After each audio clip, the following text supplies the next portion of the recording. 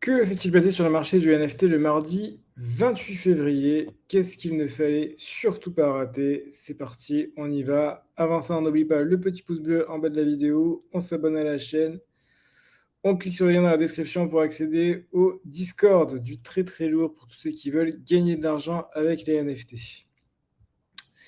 Alors, quelques grosses annonces aujourd'hui, et notamment une grosse annonce, une annonce majeure, extrêmement majeure, qui va clairement potentiellement changer le modèle dont nous interagissons aujourd'hui avec nos NFT et la manière dont nous travaillons. C'est dire, puisque MetaMask, c'est de très loin la plus grosse nouvelle du jour, MetaMask va intégrer Unity et va se mettre au gaming, ce qui est incroyable. Honnêtement, c'est incroyable. Ça veut dire plein de jeux en NFT, ça veut dire plein d'opportunités de faire des flips, ça veut dire plein de normies qui connaissent que dalle, sur lesquels on va pouvoir acheter des tonnes de NFT. Franchement, c'est pas une petite annonce. Pour le coup, c'est une énorme annonce. C'est monstrueux.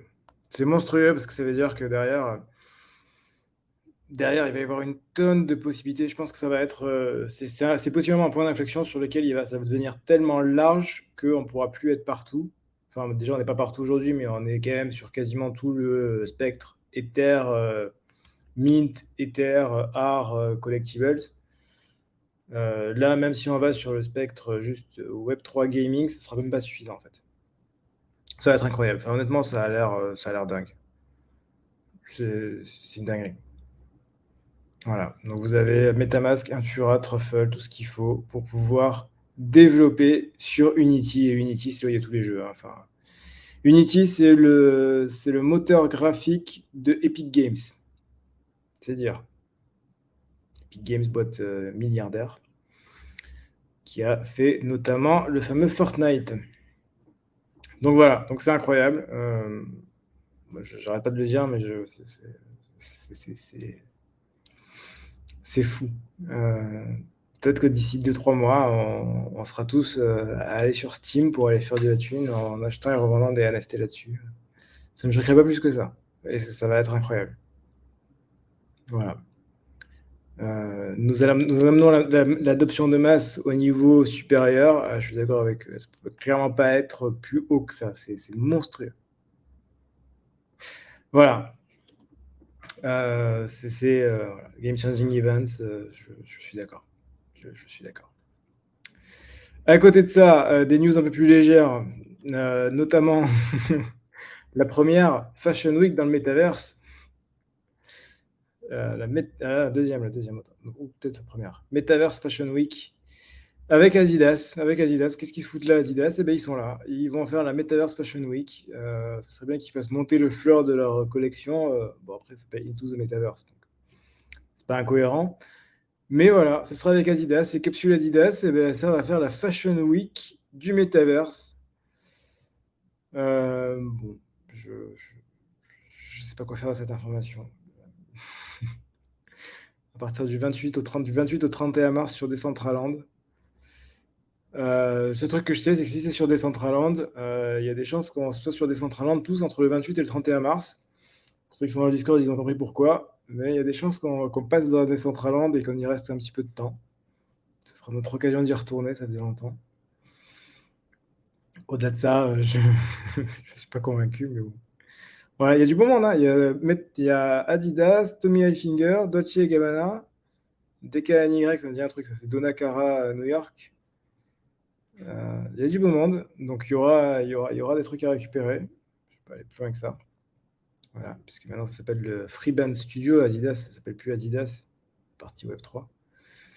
Donc voilà, du beau monde qui arrive, le Fashion Metaverse, ben on sera là.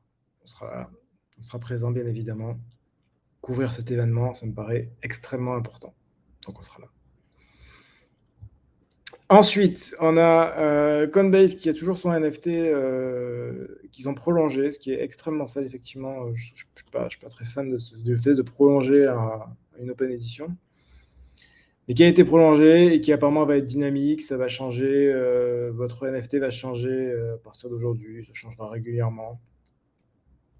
Ils font une Jack Butcher, quoi, ils vont changer le NFT, c'est rigolo. Je sais toujours pas à quoi ça sert, mais bon, dans l'idée, c'est toujours bien d'en prendre un. chose que je n'ai toujours pas faite, mais que je vais faire. J'attends que le gaz soit extrêmement faible, mais au final, il faut bien prendre un jour.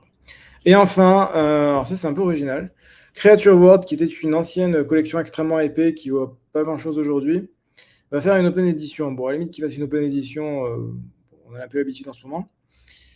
Ce qui est moins commun, c'est que l'open edition sera sur OpenSea, en page d'accueil d'OpenSea, donc le 3 mars, donc dans pas longtemps. Voilà, Creature World.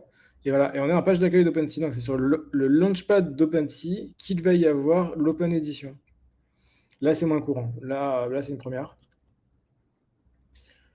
0,029, ça me paraît un peu cher. Limite 100 par wallet, donc autant dire qu'il n'y a pas de limite. Mais pourquoi pas. Pourquoi pas. Après Creature World, ouais, juste avant, ça vaut pas grand-chose. On est à 0,17, sachant que c'est un truc qui était monté à 2 Ethers. Et il y avait des gens qui disaient, ouais, ça peut être un truc de ouf et tout. Ouais, c'était monté à 3,5 même, average price. Donc pas ouf du tout, mais en fait, c'est le ratio 0,17 pour une collection de 10 000 NFT et 0,03 pour une open edition. Pareil, un ratio extrêmement déséquilibré. Mais voilà, je sais pas. Cette collection, elle devait cartonner et ça n'a jamais marché. Et c'est partie de ces collections où il y avait tout pour réussir et il n'y a rien qui a réussi. Parce qu'apparemment, ce mec est connu, il y a tout ce qu'il faut. C'est un artiste incroyable, il est à New York, je sais pas, il y a tout ce qu'il faut, mais ça n'a jamais marché. Donc voilà, c'est tout pour aujourd'hui, mais bon, on retient surtout ce MetaMask qui est incroyable, incroyable. Salut Xuma, salut Hugo. Ouais, Donakara, oui, c'est ça, c'est une marque de mode américaine. Ouais, ben voilà, ben on est pareil, on attend, vu que ça a été retardé, je me dis, bon, ben, j'attends encore, mais en fait, je suis pas sûr que ce soit utile. Ouais, je suis d'accord, Hugo. La news de MetaMask, plus les marketplaces de la Chine et Amazon qui va arriver au printemps, ça va bien changer le paysage Web3. Franchement, la news MetaMask, c'est incroyable, hein. Enfin, je le redis encore, mais ça veut dire que vous allez avoir une tonne de jeux indépendants sur Unity qui vont avoir des NFT. Ça veut dire que possiblement, dans 2 mois, 3 mois, il va y avoir plein de petits studios indépendants. Ils vont lancer leur NFT. Vu qu'ils sont au tout début, ils vont devoir lancer des NFT gratuits. Vous imaginez ce qui se passe derrière. Ils vont lancer plein de NFT gratuits. Dans le lot, il y en a forcément quelques-uns qui vont cartonner. Donc ça veut dire des opportunités absolument incroyables, mais vraiment incroyables. Ce qui n'est pas aujourd'hui. À partir de là, c'est juste monstrueux. Enfin, ça, c'est un truc. Ouais, ça peut clairement changer le modèle de trading que ce qu'on a aujourd'hui, quoi. Parce que bon, aujourd'hui, c'est surtout Franklin et Mesh Big Brothers qui sont entre deux en train de s'acheter et se revendre des Bored Ape Yacht Club. Ce qui est bien, hein, ça fait de l'activité, mais au-delà de ça, c'est tout. Je n'ai pas d'autres questions. Non. Ok. Eh bien, écoutez, merci beaucoup d'avoir vu cet épisode. On se retrouve dès demain pour un prochain point quotidien. D'ici là, portez-vous bien, faites de l'argent et à la prochaine.